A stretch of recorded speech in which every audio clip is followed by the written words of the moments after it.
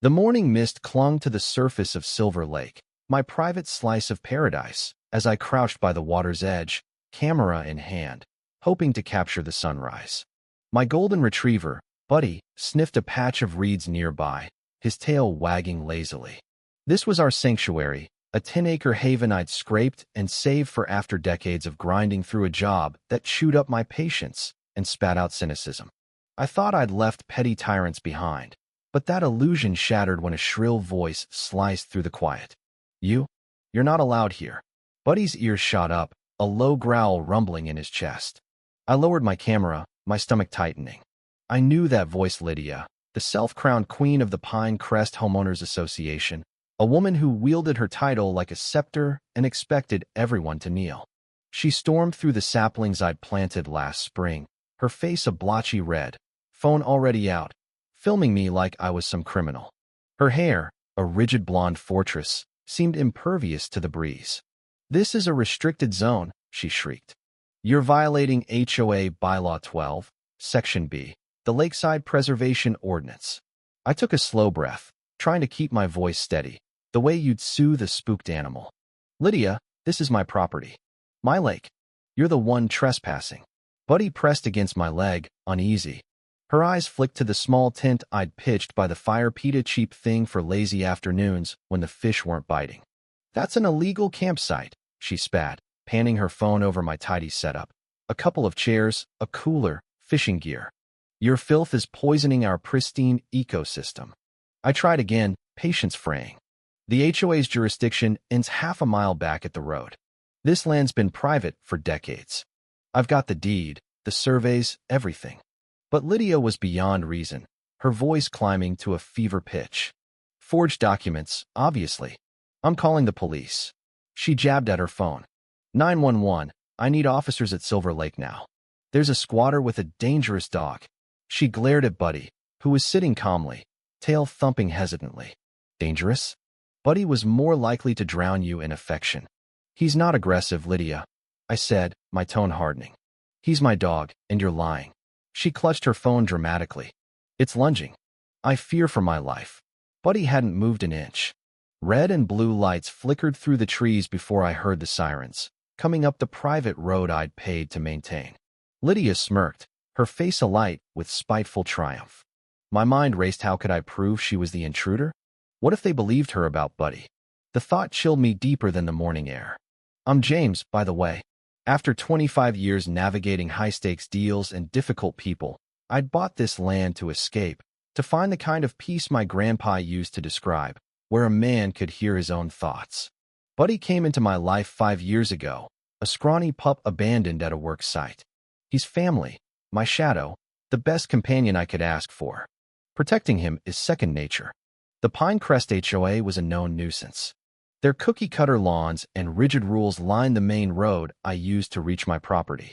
I'd had run-ins before, letters about my mailbox not meeting their aesthetic standards, Lydia tailing me in her branded golf cart, whining about dust from my truck.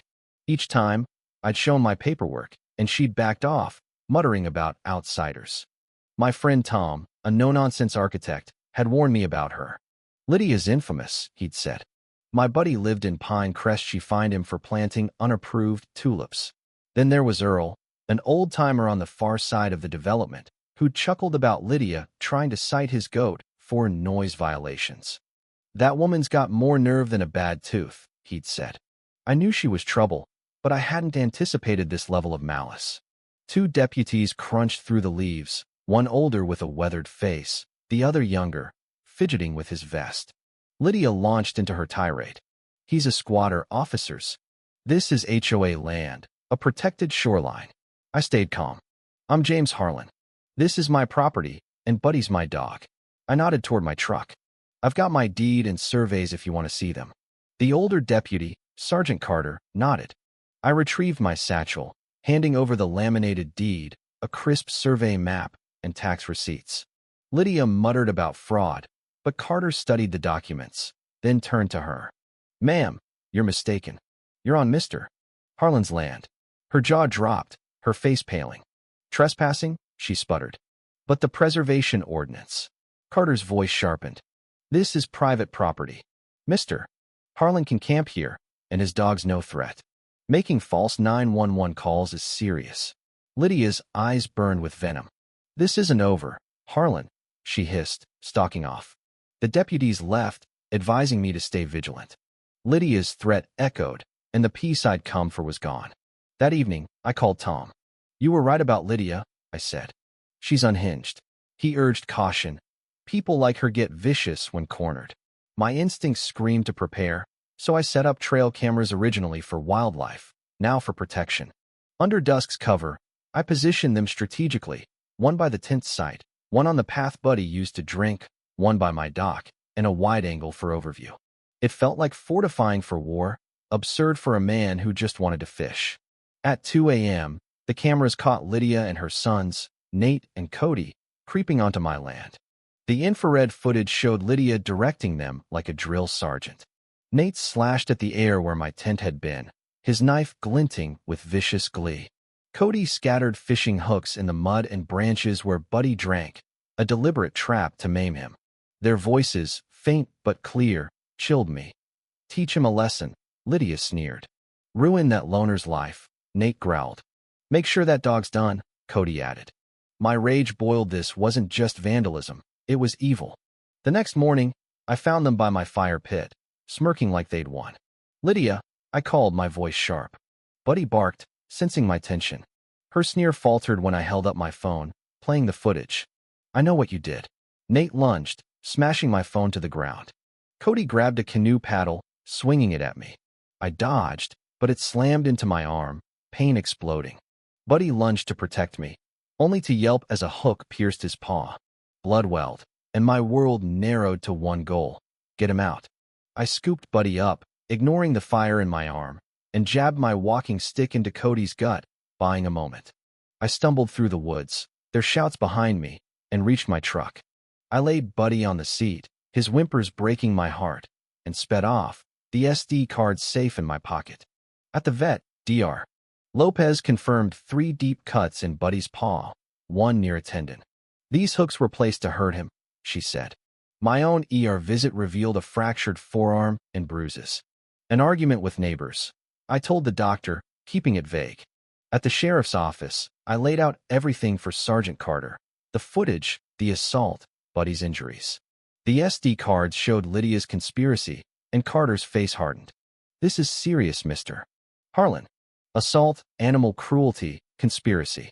A raid on Lydia's house uncovered the paddle with my blood, hooks matching Buddy's wounds, and shockingly, records exposing a larger scheme. Pre-printed violation notices, shady ledgers, and cash withdrawals pointed to embezzlement. Lydia wasn't just a bully, she was a crook, and my defiance had threatened her empire. Word of the raid spread, and Pine Crest residents rallied. At a community meeting, they shared stories of Lydia's extortion fines for trivialities, threats over swing sets. Earl, the goat guy, got a laugh recounting her decibel decorum nonsense, but the mood was fierce. My stand had sparked a revolt. The trial was a spectacle. Lydia, her son sullen beside her, faced a barrage of evidence. My footage, Buddy's vet records, the HOA's cooked books. The accountant detailed her theft, hundreds of thousands siphoned off. The jury convicted them of battery, animal cruelty, assault, and fraud. Lydia got years in prison, her sons less, but enough. Pine Crest rebuilt, electing a new board that apologized and covered my costs. Buddy healed, though he's wary now. We're back to fishing, the lake's peace restored. But I wonder how many others suffered silently under bullies like Lydia. My fight for Buddy and my land became a stand for a whole community, proving one man's resolve can topple a tyrant.